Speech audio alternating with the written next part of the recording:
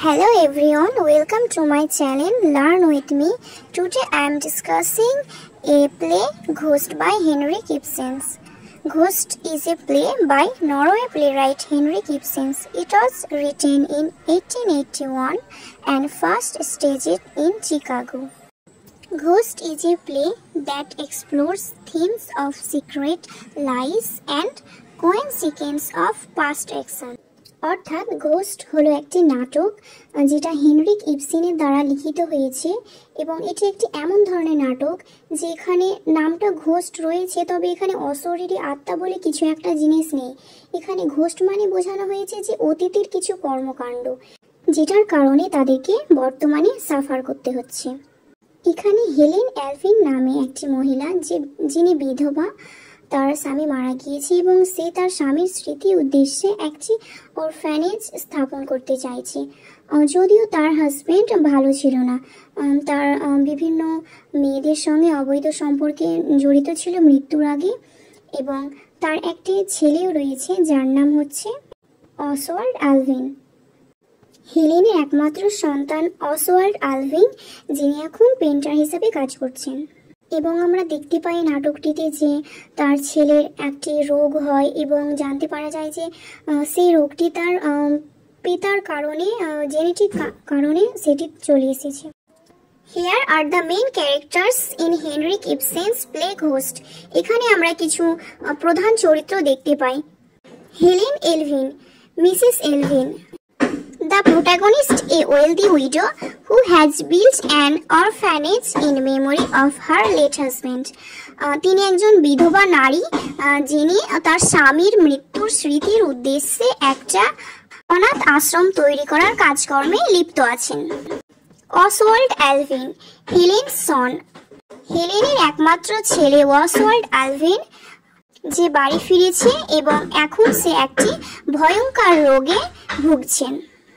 Pastor Manders, a narrow-minded and hypocritical clergyman who represents social norms. Jacob Engstrand, a cynical and opportunistic carpenter who has a hidden past with Helen.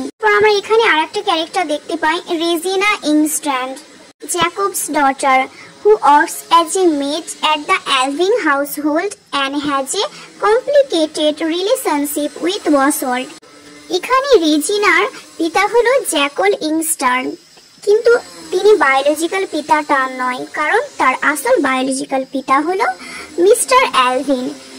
রেজিনার মার সঙ্গে mister Alvin এর একটা অবৈধ সম্পর্ক ছিল তার মৃত্যুর আগে এবং যারই কারণে রেজিনার জন্ম। আর এদিকে অসওয়াল্ড অ্যালভিন রেজিনার প্রেমে পড়েছে।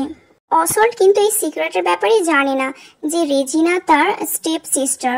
রেজিনার মা এবং তার মৃত্যু পিতা একটা অবৈধ সম্পর্কে জড়িত ছিল এবং যার ফলে রেজিনা ইংস্ট্যান্ডের জন্ম। আর হেলেনের স্বামী ক্যাপ্টেন অ্যালভিন মৃত্যুর আগে আরো বিভিন্ন নারীর সঙ্গে অবৈধ সম্পর্কে জড়িত ছিলেন, কিন্তু হেলেন অ্যালভিন তাও সংসার করে গেছেন শুধুমাত্র তার সন্তানের জন্য, তার সন্তান যাতে পিতৃহারা না হয় সেই জন্য। তার স্বামী মারা যাওয়ার পর হেলেন জানতে পারেন যে তার একমাত্র ছেলে অসওয়াল্ড একটা যৌন রোগে আক্রান্ত, খুব একটা যন্ত্রণাদায়ক রোগ যার ফলে চামড়া উঠে উঠে চলে আসে। আসলে তার পিতার কাছ থেকে জেনেটিকভাবে এটি পেয়েছে, অর্থাৎ তার পিতার মৃত্যুর পরেও সেগুলো ছায়া ছাড়ছে না, তার সন্তানের মধ্যে সেগুলো দেখা দিচ্ছে।